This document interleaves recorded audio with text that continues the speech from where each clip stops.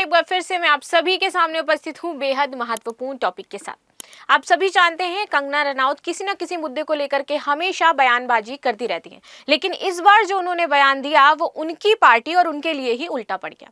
उनका कहना था जो किसान आंदोलन हुए हैं वहां पर रेप हुए हैं, हत्याएं हुई हैं, लाशों को पेड़ों पर लटकाया गया है। इसके पश्चात बीजेपी ने उन्हें हिदायत दी और बीजेपी ने बोला कि सांसद को हमारे नीतिगत मुद्दों पर बोलने का कोई भी अधिकार नहीं है। हम जिन पर पॉलिसीज बना रहे हैं उन मुद्दों पर बोलने का कोई अधिकार नहीं है, यानी कि उनसे बीजेपी की तरफ से बोलने का अधिकार फाइनली इस बार छीन लिया गया है और कहा गया है कि वो किसी भी नीतिगत मुद्दे पर बयान नहीं देंगे। बाकी आपकी इस पर क्या राय है, मैं अवश्य जानना चाहूंगी कि ये जो उन्होंने इस प्रकार से कहा कि किसान आंदोलन में ये सारी चीजें हुई थी, ऐसा ऐसा हुआ था, ये कितना सच है और कितना झूठ है। चलिए अब देख लेते हैं यहाँ पर कि सांसद की पावर्स क्या क्या होती हैं, क्योंकि ये हमारे एग्जाम के पॉइंट ऑफ व्यू से इंपॉर्टेंट हो जाता है। और साथ ही साथ कैसे उनका चयन किया जाता है, क्या आयु सीमा होनी चाहिए, सारी चीजें हम इस पर डिटेल से डिस्कस करने वाले हैं। और साथ ही साथ क्या पुराने विवाद रहे हैं इनको भी हम समझेंगे। मेरा नाम है प्राची मिश्रा और संस्कृति IAS के इस प्लेटफॉर्म पर आप सभी का स्वागत है। चलो देख लेते हैं भाई। तो यहाँ पर था क्या, BJP pulls of Kangana Ranaut over remarks on farm agitation. She is not authorized to speak on policy issues। यहाँ पर कहा गया है कि वो पॉलिसी इशूज पर बोलने के लिए ऑथराइज्ड नहीं है। उन्होंने किसान आंदोलन पर टिप्पणी करी थी और कहा था कि किसान आंदोलन के दौरान बहुत सारी हत्याएं और रेप हुई थी। यदि केंद्र में ये कृषि बिल पास हो जाता तो बांग्लादेश जैसी स्थिति देखने को मिलती। वो तो हमारे नेता इतने मजबूत थे, हमारा शासन इतना मजबूत था, हमें लीड मोदी जी कर रहे थे, इस वजह से ऐसी कोई प्रॉब्लम क्रिएट नहीं हुई थी। ठीक, चलिए यहाँ पर पार्टी ने क्या कहा है इनके बयान के बाद। तो पार्टी ने स्पेशली यहाँ पर प्रेस रिलीज जारी करना पड़ा बीजेपी को, और यहाँ पर इन्होंने बोला है कि बीजेपी कंगना रनौत के बयान से असहमति व्यक्त करती है। पार्टी के नीतिगत विषयों पर बोलने के लिए कंगना रनौत को ना तो अनुमति है और ना ही बयान देने के लिए वो अधिकृत है, ऐसा यहाँ पर बात कही गई है। और ये प्रेस विज्ञप्ति निकाली गई इसके जस्ट बाद कि ये जो भी इन्होंने बयान दिया था। किसान आंदोलन के संदर्भ में सांसद द्वारा दिया गया बयान पार्टी का विचार नहीं है। हम पूरी तरीके से इससे असहमति व्यक्त करते हैं। पार्टी के नीतिगत मुद्दों पर बयान देने का इनका अधिकार नहीं है। भाजपा का जो मोटो है वो क्या है, सबका साथ, सबका विकास, सबका विश्वास और सबका प्रयास। वो इसी सिद्धांत पर आगे बढ़ेगी और इसी सिद्धांत पर आगे आकर के कार्य करेगी। ठीक है, इससे पहले भी उनके कुछ पूर्व में विवादित टिप्पणियां रही हैं। आप देखिएगा कि कंगना रनौत ने वर्ष 2020 में किसान आंदोलन के दौरान ही एक बयान दिया था कि वहां जो महिला है, एक महिला वहां पर बैठी हुई थी धरने पर, तो उन्होंने बोला कि ये जो महिला है शाहीन बाग के CAA के खिलाफ जो आंदोलन छिड़ा था इसमें बिल्किस दादी थी, ये भी आंदोलन पर बैठी थी। उन्होंने बोला था कि ये जो है लोग 100 रुपए लेकर के आंदोलन पर बैठ रहे हैं। तो इसकी प्रतिक्रिया हुई और एक CISF ऑफिसर ने इसी साल 6 जून को उनको इस विवाद को लेकर के थप्पड़ मारा था, जो बहुत ही ज्यादा चर्चा में भी रहा था, आपने देखा भी होगा। और इस CISF ऑफिसर को उसके बाद सस्पेंड किया गया, लेकिन बहुत सारे लोगों ने इनका समर्थन किया। ये जो ऑफिसर थी इनका बाद में बहुत ज्यादा समर्थन किया गया और फाइनली अभी कुछ दिनों बाद ये वापस जॉब पे आ भी जाएंगी। देखते हैं, आज़ादी को इन्होंने भीख बताया था, एक और इनका विवादित बयान रहा। हम जिस आज़ादी को कहते हैं कि हमें बहुत परिश्रम से आज़ादी मिली है, ये सारी चीज़ें, तो यहाँ पर ये जो पॉइंट है ये इनका मैं भी नकारना चाहूँगी, इस बात को गलत कहना चाहूँगी कि आज़ादी भीख नहीं दी। उसके लिए हम लोगों ने बहुत सारे परिश्रम किए, बहुत सारे बलिदान दिए हैं, देश की जनता ने बलिदान दिया, कितने सैनिकों ने बलिदान दिया है। ठीक है, तो आज़ादी को इन्होंने भीख बताया। सांसद कंगना रनौत ने 11 नवंबर 2021 को एक प्रोग्राम में बयान दिया कि भारत 1947 को जो स्वतंत्रता मिली थी वो भीख थी। भारत जो आज़ाद हुआ है वो 2014 को फाइनली आज़ाद हुआ है। रीज़न 2014 क्योंकि इसी दिन मोदी जी की सरकार बनी थी। आगे आ जाते हैं। कंगना ने मुंबई को POK कहा और महाराष्ट्र सरकार को इन्होंने बाबर बताया था कि ये जो मुंबई है ये क्या है, POK हो रहा है, यहाँ पर इस तरीके के आतंकवाद और ये जो लोगों का माइंड डाइवर्ट किया जा रहा है, ये सारी चीज़ें यहाँ पर हो रही हैं। बॉलीवुड में भी इनके कई बड़े बड़े बयान रहे हैं, जैसे कि बॉलीवुड इंडस्ट्री को लेकर के कंगना काफ़ी खिलाफ रहती हैं। Nepotism, movie mafia, outsider award, item songs को लेकर के इन्होंने बयान दिया और मैं इन बयानों से बहुत ज़्यादा सहमत हूँ। ये रियलिटी बताती हैं भाई कि यहाँ पर बॉलीवुड की क्या रियलिटी। बाकी आप इससे सहमत हैं या नहीं मुझे अवश्य बताइएगा, क्योंकि इनके ये बयान मुझे सही लगते हैं। वो बोल्ड हैं, चीज़ें सही कहती हैं, लेकिन कभी कभी उनकी चीज़ें कुछ गलत टाइम पर निकल जाती हैं और जो वाकई बहुत ज़्यादा बवाल खड़ा कर देती हैं। ठीक है। कंगना ने ऋतिक रोशन से लेकर के दलजीत सिंह दोसांझ के साथ तीखे रिश्ते सबके सामने ऑलरेडी आ चुके हैं। अब देखते हैं कांग्रेस ने इस पर क्या कहा है। किसान से किए गए वादों को पूरा करने में नाकाम मोदी सरकार दुष्प्रचार तंत्र लगा करके किसानों का अपमान करने में जुट गई है। अब देखिए यहाँ पर जो पॉलिटिकल इशू हो रहा है वो ये हो रहा है, इन्होंने ये बयान दे दिया कंगना रनौत ने। अभी क्या है, हरियाणा में चुनाव है, ठीक है, चुनाव चल रहे हैं हर जगह। जम्मू कश्मीर में लिस्ट निकाल दी गई है, बीजेपी ने अपनी लिस्ट निकाल दी है। तो अब देखिए, अगर बीजेपी किसान क्या होता है, ये मुद्दा बहुत ही सेंसिटिव हो जाता है, किसान आंदोलन वाला, और उन्होंने इसी मुद्दे को उठाया।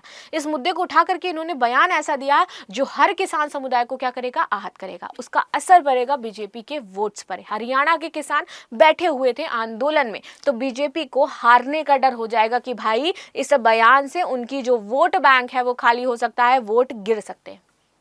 इसलिए फाइनली बीजेपी को प्रेस विज्ञप्ति निकालनी पड़ी और कंगना रनौत को सलाह दी गई कि वो फिलहाल जब तक ये चुनाव चल रहे हैं तब तक अपना मुंह बंद करके रखें, ठीक है, क्योंकि इसका फायदा कौन उठा सकता है, विपक्ष उठा सकता है, जो कि विपक्ष उठा भी रहा है। अभी हाल ही में एक कांग्रेस के नेता, उन्होंने बोला कि कंगना रनौत तो पूरा दिन नशे में रहती हैं, वो दारू पीती हैं, नशे में रहती हैं, तो वो कुछ भी बोलती हैं। चलो आगे आ जाते हैं। 378 दिन तक चले मैराथन संघर्ष के दौरान साथियों का बलिदान देने वाले किसानों को भाजपा सांसद द्वारा बलात्कारी और विदेशी ताकतों की नुमाइंदा कहना भाजपा का ये तरीका है। तो इस तरीके से भाजपा पर उसके बाद से ही आप देखोगे कि प्रेशर बनना शुरू हो गया था, और इसीलिए फाइनली उनको ये प्रेस विज्ञप्ति निकालनी पड़ी। इस पर रामकुमार वेरका ने बोला है कि कंगना ने किसानों को खालिस्तानी कहा, वे किसी की शह पर बोल रही हैं, भाजपा इस पर सफाई दे, और भाजपा ने सफाई भी दी। और भी बहुत सारे लोग थे जिन्होंने यहाँ पर कहा कि कंगना और पीएम मोदी को इस बयान के लिए माफी मांगनी चाहिए जो उन्होंने बलात्कार का आरोप लगाया है, क्योंकि ये बहुत ही संगीन आरोप हो जाते हैं। अब बात कर लेते हैं हम थोड़ा सा सांसद की पावर्स की, कैसे चुने जाते हैं, सारी चीज़ों की।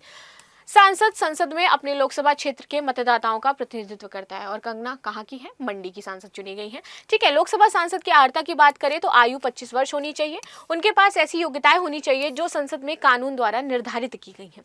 उसे भारत के किसी भी निर्वाचित क्षेत्र में मतदाता के रूप में पंजीकृत होना चाहिए, सबसे पहले। दूसरा, आरक्षित सीट से चुनाव लड़ने वाला व्यक्ति SC ST जिसके लिए भी आरक्षण लागू हो उससे संबंधित होना चाहिए, ठीक है।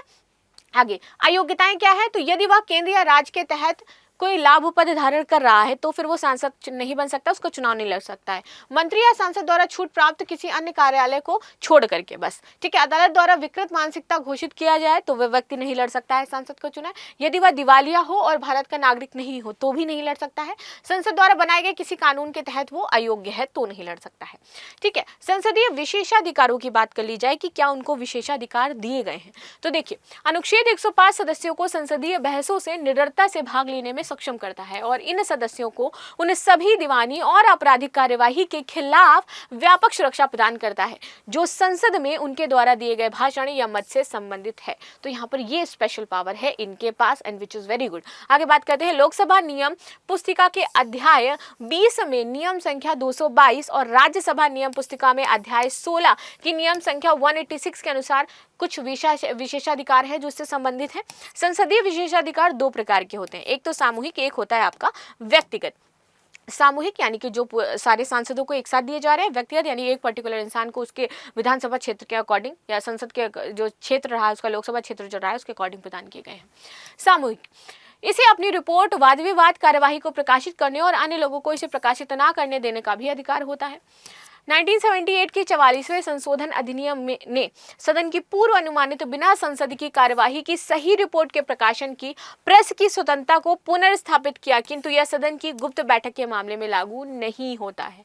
यह अपनी कार्यवाही से अतिथियों को बाहर कर सकती हैं तथा कुछ आवश्यक मामलों पर विचार विमर्श हेतु गुप्त बैठक भी कर सकती हैं। आगे देखें, यह अपनी कार्यवाही के संचालन, कार्य के प्रबंधन, ठीक है, तथा इन मामलों के निर्णय हेतु नियम भी बना सकती हैं। ये सदस्यों के साथ बाहरी लोगों को इसके विशेषाधिकार के हनन या सदन की अवमानना करने पर निंदित, चेतावनी या कारावास द्वारा दंड दे सकती हैं। इसे किसी सदस्य की बंदी, अवरोध, अपराध सिद्धि, कारावास या फिर मुख्य संबंधी तत्कालीन सूचना प्राप्त करने का अधिकार है।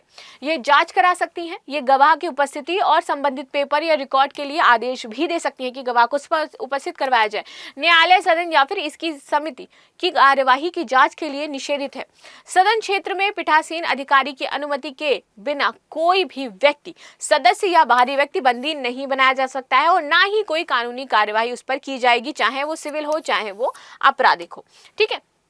व्यक्तिगत विशेषाधिकार क्या हो जाते हैं? तो भाई संसद सदस्यों को संसद की कार्यवाही के दौरान संसद सत्र के शुरू होने के 40 दिन पूर्व और सप्ताह समाप्त होने के 40 दिन बाद तक बंदी नहीं बनाया जा सकता है। ये पर्टिकुलर व्यक्तिगत विशेषाधिकार सांसद के पास है। ये अधिकार केवल नागरिक मुकदमों में उपलब्ध है, आपराधिक और प्रतिबंधित जो निषेध है उन मामलों में नहीं आते हैं। उन्हें संसद में भाषण देने की स्वतंत्रता है। कोई सदस्य संसद या इसकी समिति दिए गए वक्तव्य या मत के लिए किसी भी न्यायालय की किसी भी कार्यवाही के लिए जिम्मेदार नहीं ठहराया जाएगा। ठीक है, यह स्वतंत्रता संविधान के प्रावधान और संसद की कार्यवाही के नियम व स्थानीय आदेश के संचालन से संबंधित है। वे न्याय निर्णय सेवा से मुक्त है और संसद के सत्र के होने के दौरान वे किसी न्यायालय के लंबित मुकदमों में प्रमाण प्रस्तुत करने या फिर उपस्थित होने के लिए मना कर सकती हैं। तो ये इनके पास स्पेशल पावर है। लास्ट में आपके लिए क्वेश्चन है, आंसर जरूर दीजिएगा कि हाल ही में किसान आंदोलन को लेकर के किस पार्टी की सांसद ने विवादित बयान दिया? कांग्रेस, भाजपा, आप या फिर बीएसपी? तो मिलते हैं नेक्स्ट क्लास में, तब तक के लिए धन्यवाद। लाइक एंड सब्सक्राइब करना बिल्कुल भी ना भूलें and thank you so much.